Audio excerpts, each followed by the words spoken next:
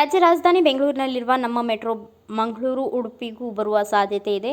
ಮಂಗಳೂರು ಮತ್ತು ಉಡುಪಿ ನಡುವೆ ಮೆಟ್ರೋ ಆರಂಭಿಸಲು ರಾಜ್ಯ ಸರ್ಕಾರ ಚಿಂತನೆ ನಡೆಸಿದೆ. ಅದಕ್ಕಾಗಿ ವಿಸ್ತೃತ ಯೋಜನಾ ವರದಿ ಸಿದ್ಧಪಡಿಸಲು ಮುಂದಾಗಿದೆ ಎಂದು ತಿಳಿದುಬಂದಿದೆ. ಕರಾವಳಿ ನಗರಗಳಾಗಿರುವ ಮಂಗಳೂರು ಮತ್ತು ಉಡುಪಿ ನಡುವೆ ಮೆಟ್ರೋ ಕಾರಿಡಾರ್ ಹಂತ 1 ನಿರ್ಮಾಣ ಮಾಡಲು ಸರ್ಕಾರ ಮುಂದಾಗಿದೆ. ಉಭಯ ನಗರಗಳ ನಡುವೆ 60 ಕಿಲೋಮೀಟರ್ ಉದ್ದದ ಮೆಟ್ರೋ ಮಾರ್ಗ ಆರಂಭಿಸಲು ಚಿಂತನೆಗಳು ನಡೆದಿವೆ ಎಂದು ತಿಳಿದುಬಂದಿದೆ. ಯೋಜನೆ ಸಂಬಂಧ ಯೋಜನಾ ಟಿಪ್ಪಣಿ ಮತ್ತು ವಿಸ್ತೃತ ಯೋಜನಾ ವರದಿ ರೂಪಿಸಲು ಬೆಂಗಳೂರು ಮೆಟ್ರೋ ರೈಲು ನಿಗಮಕ್ಕೆ ರಾಜ್ಯ ಸರ್ಕಾರ ಸೂಚಿಸಿದೆ. ಅಲ್ಲದೆ ಯೋಜನೆಯ ಬಗ್ಗೆ ದಕ್ಷಿಣ ಕನ್ನಡ ಮತ್ತು ಉಡುಪಿ ಜಿಲ್ಲೆಯ ಜಿಲ್ಲಾಧಿಕಾರಿಗಳಿಗೆ ಪತ್ರವನ್ನು ಬರೆದಿದೆ ಎಂದು ವರದಿಯಾಗಿದೆ.